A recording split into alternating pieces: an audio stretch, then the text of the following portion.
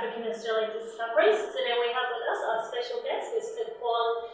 Dhieu is a youth leader from South Australia, joining us today in New South Wales. Welcome to Sydney. Thank you for having me, Abud, and I'm grateful to be here. Thank you, Kuol. So Kuol, can you tell us a little bit about your background, what you do, and basically things like how long you've been a leader for? Thank you, Abud. And my background is that I graduate from university, and my background a little bit is that I have finished a psychology degree. What are some of the challenges that are facing you currently as a youth leader in South Australia? It's a good question. South Australia, we are a very organized community, and we have the youth activities in place, and we have structured our programs based on the needs of the youth. Some of the needs that we have identified that need to be on daily basis or on a weekends basis are like sports, traditional activities, dancings, and all that. Those are the activities that we try to engage youth so that they cannot go and loitering on the street. Absolutely, that is really, it's great that you mentioned a couple of activities that you do, like engaging youth in cultural activities and sporting activities. How about educational programs? Do you have anything in place for the youth? Yes, we do have some study groups that we offer to you on the weekends, like on Saturday basis, and we try to do some home visit. If we try to engage the youth that are actually, there's a gap, and we have to understand this gap between youth and the parents. Having come from the background of having your parents that are not educated, and then this is where we try to feed ourselves in, try to help. It's great that you brought it up because obviously I'm doing education currently, and one of the things that I find very important is parental engagement or parental involvement in education. And as South Sudanese currently, we don't have that because obviously our parents have not been to school before, and so we send our children to school, they come home, we're not supporting them with their homework. So I'm glad that you have programs in place that are engaging or helping these kids, things like homework help and things like that. It's amazing, I'm grateful. I'll make a bit of comment because currently in Melbourne, we're having a lot of challenges or a crisis that are facing us right now. And it's affecting all of us as young people, as youth. And so, what do you... Thank you. It's a very good question. We have seen for the last few days on the social media and on the main media outlets about the youth crimes that are polarizing in Melbourne. I would call it a youth crime because it's not only South Sudanese or African youth that are actually involved in the crimes. It is the entire youth. And calling what actually that I disagree with the terms used on that day is the fact that the youth have been singled out to be an African crime and calling them thugs and calling them gangs actually try to kill the matter rather than resolving the problems. So we are looking at the solution here, but when we are looking at the solution, there are some ways that you have to be very careful when you're trying to interpret the words, the meanings of the word that you are trying to use, because there are words that can push the boundaries, and there are words that can actually try to bring unity among peoples, and people can work together. So the fact that the Prime Minister of Australia has mentioned something about the African youth, this is actually could be seen at some point. Yes, Prime Minister is entitled to his opinions, but at some point it will give a tokens, like a ticket to a racist comments or some single term that can be used to describe a certain community. These youth are Australians, they are not Africans. They are Australian, they can be described as the youth crime. So what I would just try to devise on this issue is that this issue is connected. There's a lot of things that are connected to it. Politically, it is a motivated point of question that is driving toward the election because the election is approaching. But what we need at this particular time is not finger pointings at who does what and what. This youth needs the help. They need to be, the programs that will support them, engage, rather than leaving them and labeling them as thugs. Absolutely, I do agree with you because I mean, I come from a cultural background where we hang in groups, in large groups, and so often I would see in the media a footage where a couple of young Africans or South Sudanese would just be walking and then out of nowhere they're running, and sometimes I question because obviously I know our youth when there's when the police approach them or if there's an issue, they seem to be, they're afraid of police in a way. And so I don't know if the Australian or wider Australian society, if they understand that they shouldn't feel threatened when a group of young people that are unarmed are walking in groups because there's a cultural connection with it. So I don't know what you think about that. I don't think they're thugs. Yes, I'm against crimes and I do condemn that. So, but people labeling our young ones as thugs and as gangsters is a little bit outrageous, I believe. Exactly. My point actually, or my views on this issue is I was very critical a little bit about the interpretations of the words that are actually put to labels as certain groups of peoples that are actually hanging out as a friends or a group at some point. They could be hanging out on important purpose. They could be hanging out on catching up with their friends and all that.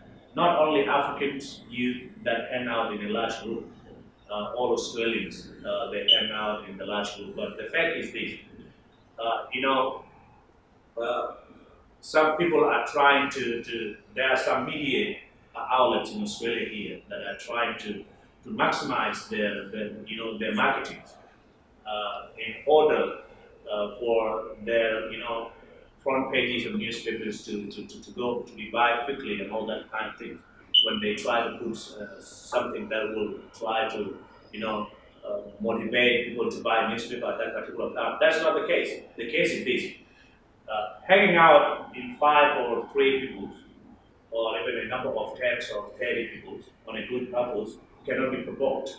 I have been working as a youth leader for since 2015, and what I have seen, like if you are working in a group like 5 or 6 and all that, that your connectionness can be provoked. And if it's provoked, then the youth will definitely burst into into some fights and all that action or all that things. But does not mean these people actually are disturbing things. They are not disturbing things. But what do they say? If they are young, they're still 16, 17 years or 18 years, they can be provoked and they can retaliate. And that is where they become addicted. I do agree with you because I know for sure that growing up as a young Sudanese girl, there are certain things now I'm grown. Obviously, there's different ways that I could approach certain things. But with our youth right now, it might not be their fault. They might have been provoked, but it's just the way they react to it. It's the aftermath that we seem to just grab and then put in the media. So yes, we do acknowledge that we have issues that are happening currently in our community, but we do not agree with the fact that they're being labelled as gangsters or thugs because they're not thugs. They're just normal Australian citizens that are growing up in this country that needs all of our support. It doesn't matter who you are. We just need your ideas. We need your input on how we can improve, all the resources or programs in place of how we can help these youth to be better, to be a better youth. That's what I believe. Yeah, exactly. I have the same feeling, when we try to create some boundaries between certain groups and labeling them as thugs and criminals and all that, we are trying to divide the social fabrics at some point. And this is where I have a concern because the youth that are actually going about their business or the clubbings or other kind of things. At youth age you can do many activities, and that you got a lot of friends to catch up with or work with them and all that kind, hang out with them.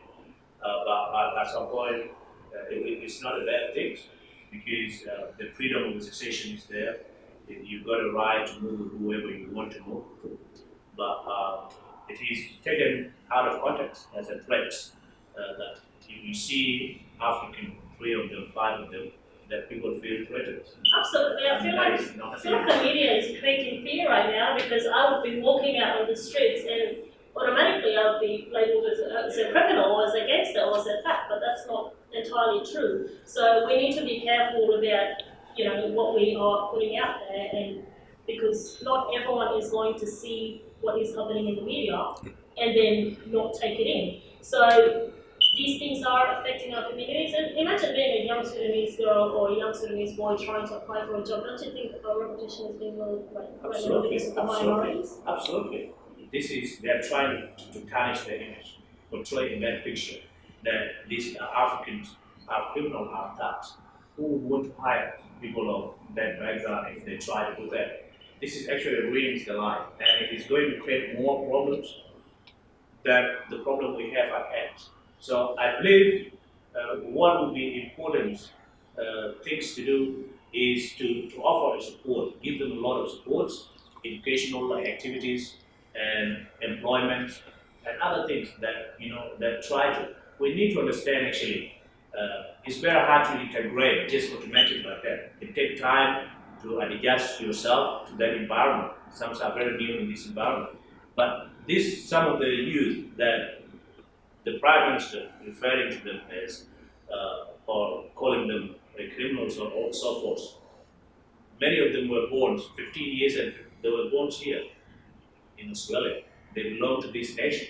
And calling them that way is inappropriate at some point. And I believe that, deportation is not a solution either. So whoever that is saying is youth, Australian citizens or Australian born youth need to be deported, I think they don't really understand the underlying problems that we're facing as a community. So if you're going to support deportation, you need to give us very, very good reasons to why we should deport these kids to a country which is not currently stable. So deporting them is not really the solution. It has happened in history.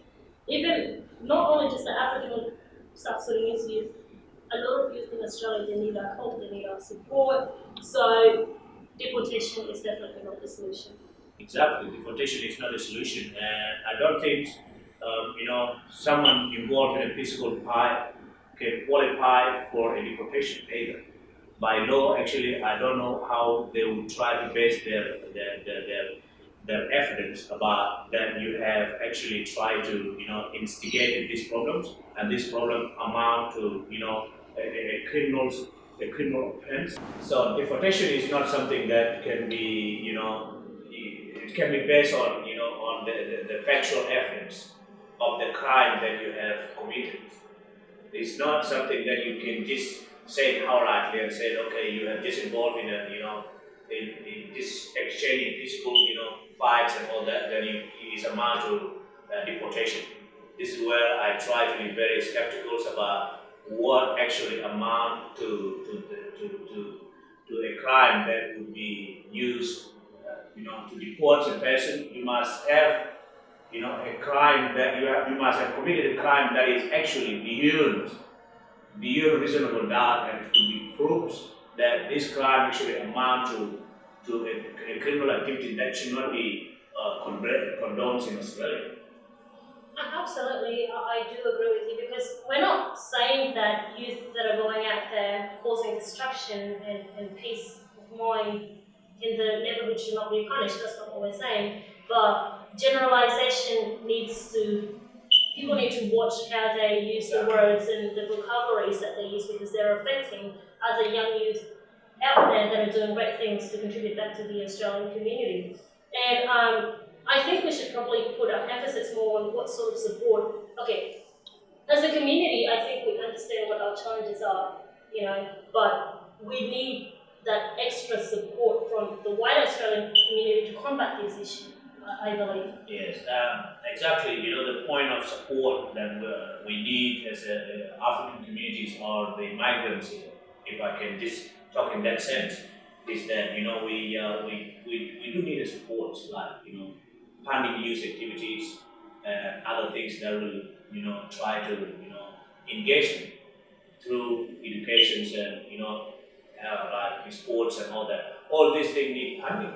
Mhm. And the communities, like African communities or any other communities, if we talk of Middle Easterns that are actually arriving recently, they don't have that capacity to build their own center, so that they can be using that center for to control. Right now in our communities, we do not have proper community centres or for us to carry out our activities and things like that. So sometimes I question myself, do the wider Australian communities or does the government itself understand some of the challenges that we're facing, and do they even ask these questions, is it enough? Because obviously it's not enough. The service providers, if they're all providing enough services, we wouldn't be having the issues that we're facing currently Exactly. with the youth. Exactly. No person in his reasonable mind would deny exactly what are the challenges that we have as a community at large. We have a lot of challenges, and these challenges, they need a state government and the federal government to put their hand together and look into the issues that will try to foster the benefits of engaging youth rather than focusing on putting youth out of Australia. Then this is not actually going to work.